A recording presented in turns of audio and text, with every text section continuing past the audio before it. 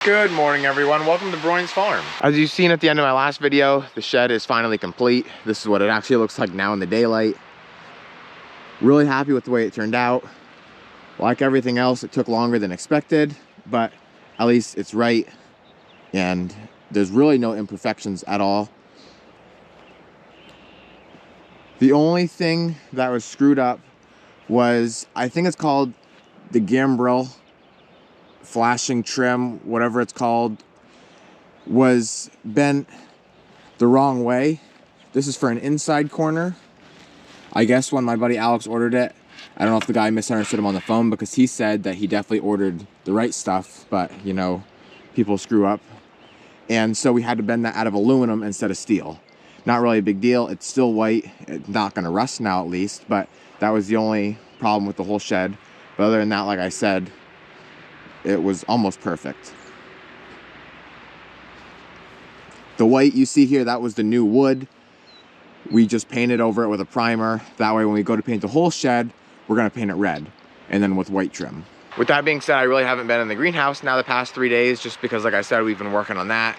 So I'm gonna go in here, show you guys what everything's looking like. Everything seems to grow like crazy when you haven't been in the greenhouse for even a day or so. And so I'm gonna check for watering, all that kind of stuff. We have to now plant, or actually have to till the high tunnels one more time. We gotta get those tomatoes in the ground. That's coming up here real quick. We gotta get the strawberries sprayed because we have a lot of weeds coming up between the rows. And it's almost plant season for all of our markets. That meaning we're gonna have to get the truck around. We have to start hauling plants out to the market. All this stuff you've seen blooming already. It's just coming more into blossom. All the petunias. Grasses seem to take a while to grow until it starts to get real hot, then they really take off. All of our seed geraniums are getting so big now you can't almost see the dirt underneath all the leaves. We have a ton of seedlings. We filled up those 2 tables, and then now we've moved on to this table, and we still have some more seedlings in the seed room. All this stuff is just going crazy. Fuchsias, lobelia, more fuchsias, and then into the petunias. The vinca vine back here is really starting to vine out. You can see them all coming off and going down through the wiring. Here's the petunias, which you've seen before. Nice and green. On some of these, you'll see one yellow leaf. This one actually has a couple, meaning that actually it's dry now, meaning that it probably got dry at a time. So now we'll have to pick those leaves off. Not that the plant is hurt or anything like that, but it just makes it look ugly. So then before we sell them, we'll pick those yellow leaves off. Not that it's a big deal, but it's just like one, just like that. But other than that, they are about as healthy could be. Over here we have all of our rosemary. Some coleus. That's called Goldilocks. Down here is all of our mints. We have mojito, strawberry. Here's chocolate. And then pineapple. Over on this side, we have the sweet potato vine. This is the black. Right down here, we have the green. This is scented geraniums, or citronella. Here we have the New Guinea impatiens. Over here is Gerber daisies. More seed geraniums. Some of these Gerbers are actually coming out into flower. Now this whole row from here all the way down to the end is zonal geraniums. As you can see, all the buds coming out on those. Some actually came into flower. These are sun patience. And then down here, this is the first seedlings for the farm, which is all of our pole crops: broccoli, cauliflower, cabbage. Then obviously it's all of our hanging baskets. Up here we have fuchsias, more fuchsias, petunias in that row. That's begonias with the orange flowers. Then on this side we have New Guinea impatiens and just calibrachoa. In number 2 here, we have the cole crops. We have all tomatoes here. These are potted tomatoes. These ones here are in 6-packs. Everything's kind of a little bit jumbled around, so I'm not going to get everything, but I'll just get, you know, the gist of it. All up here is petunias. We have flowering vinca. We have a couple zinnias. Then these are all marigolds. More zinnias. Then we have impatiens. We have some ageratum, gazinias, portulacas, basil, and then this is all the celosia. Back there we have dianthus. Then we have single peppers, more marigolds, pansies and violas. You can see right there that some of those are flowering. More zinnias. And then we get into our onions. These are all for retail sales. And then once you get into these smaller, well, the same size flats, but smaller cells, these are all of our field onions. These here, here, and here. These are chives. And then these are more onions for retail sales. Swing around to the other side, we have some lupines back there. All of these are sunflowers, just different kinds. We have 3 different varieties, which obviously none of those are flowering yet. More tomatoes. This is all of our lettuce. Lettuce grows very fast, so we don't plant that until late. Marigolds here, all is calabacoa in 4.5-inch pots. This is all lobelia. And then we move back into marigolds, more cole crops. This whole patch here, or section, is peppers. And then we get into all of our herbs, or mostly herbs. We have thyme, Italian parsley, curled parsley. We have some super hot peppers, more potted tomatoes, more pansies, violas. We have coleus here. These are balloon flowers, platycodon. Here's basil, more gazinias, more lupines, more celosia. Back there is lavender. Then we have more thyme, mints, and then we have cilantro, and I think celery's around here somewhere. And then obviously, just like the other one, we have all of our hangers. We have different combinations of everything. We have calabacoa, more calabacoa, just different combos, lobelia, calabacoa with bacopa, more calabacoa, and then here in that back row is all tomato hangers, which is a very popular seller for us. People love to just hang these on their front porch, pick their tomatoes off as they need. Again, like I said, that is not everything. That was kind of a quick overview. You can see how close stuff is to either flowering or just about flowering, but we don't really want them to be at that point yet because we're not gonna be going to market for another 2 weeks. And obviously, we don't want them to lose all their blossoms, flowers, whatever it may be, before we get to go to market. Not that they're not gonna put more on, but then we have to pick all those dead blossoms off, and it's just more time consuming for ourselves. Mom's taking over in the greenhouses. Dad came in, he said he wanted me to get started in the high tunnels, getting them tilled for the last time. Then he's going over in the shed to get our little shield sprayer out because he's gonna try and work on at least getting that prepped for strawberries, not that he's actually gonna start spraying today. And since now that we have been watering the high tunnels, I have to go back in again and pull out drip tape out of there before I can do anything. So I'm gonna head down to the lower one and do that right now. Are you coming with me, Dace?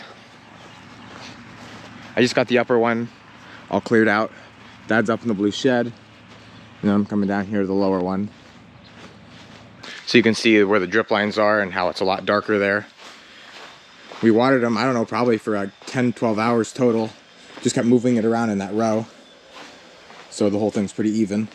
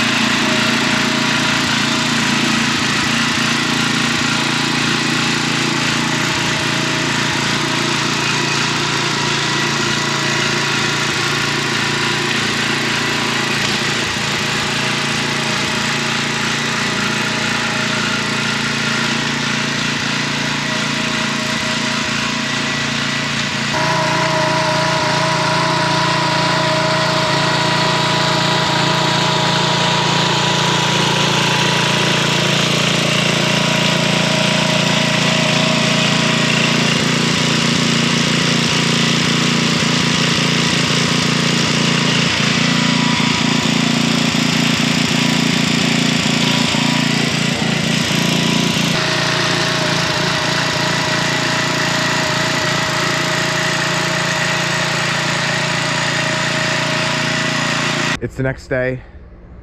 I didn't get finished tilling the high tunnels until a little bit later last night. So I just took the tiller back to my paps because that's his. And then I called it a day. But now I'm back in here. I'm gonna start laying my string line out so I can make my little trench for my drip line. The tiller did an awesome job. Went over each row twice. So that's like 4 different passes now it had over it. And it's almost like a powder, which is what we want. But yeah, it's got lots of moisture in it. Over the years, we've picked out all of the big rocks, so it's really not rocky at all. And like I said, it just did a good job. So it's gonna make it really easy now to finish off the whole process of digging the trench, laying the drip tape, covering it up, and then, you know, laying the fabric and everything like that. It's pretty simple where everything's gonna go because we already have 2 screws for every row. This is the drip, this is the main row itself. And so I want the drip line on the high side because obviously water wants to go down. And so there's screws there, there, there, and then so on for the rest of the rows. So I'll take my string, I'll get it right on top of this upper one here, if I can get it. Oh my goodness. I think it'd be that hard. And then I'll roll this out.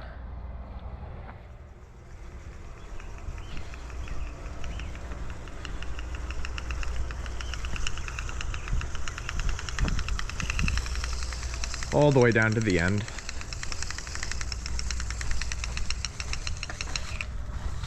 And then I'll get that on this upper screw here. And so now you can see that the drip line is up on the high side of the row. That way when we're planting our tomatoes and cutting down through the fabric, we don't accidentally cut the drip line that's gonna be right here. Our plants should be right around here. So now I'm gonna call it like a spade hoe type thing. And I'm gonna go right underneath that line. And I'm gonna dig about a 3 or 4 inch deep trench. That way my drip line can lay right in that little groove, and then I can cover it back up. And then hopefully the mice and other rodents won't chew at it.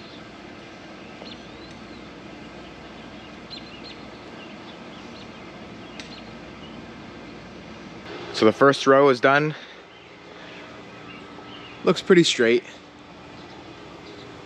You can see it's down there a couple inches. I'll just press it down flat, and then I'll take this extra dirt that I brought up out, cover that back flat, and then it's ready to be covered with fabric.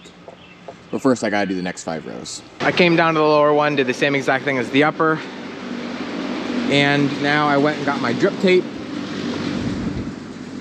Usually we get it from a company, usually we get it all through Rainflow, but we get it made by Rivalus or Rivalus, however you say that.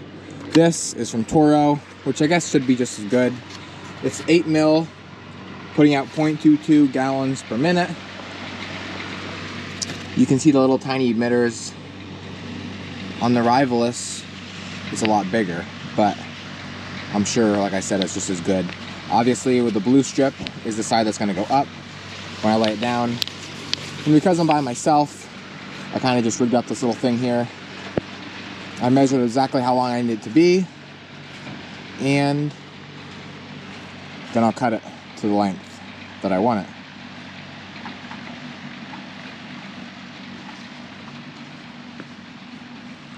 Right there.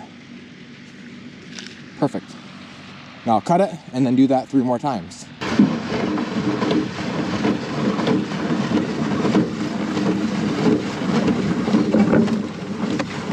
Sammy just got back from class. She's gonna check my blood pressure.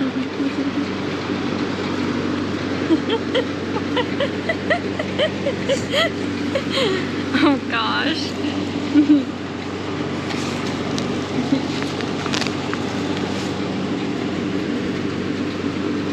Made me nervous.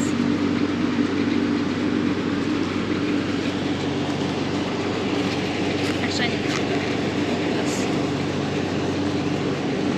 Is that good there? I can't see it yet.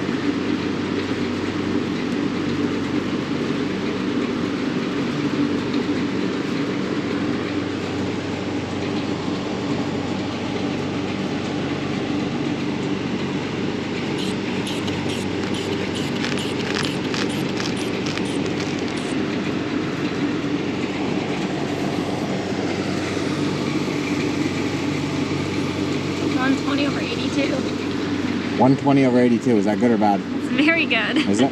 Yes. Let's do the other arm. Okay.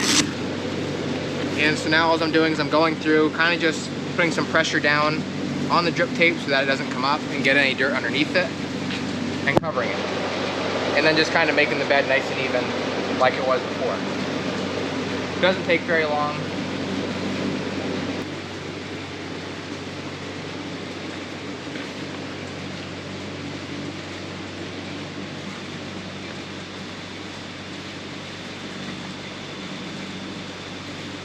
I just got all my drip tape now laid out here in the upper one.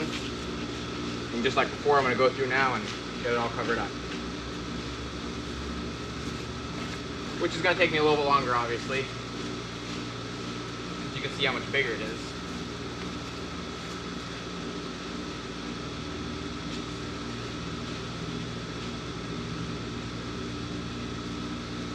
All right, so now this one's done and ready for fabric as well. If you want to see the rest of these being done, watch the next video because that'll probably have me finishing everything up and maybe even planning them.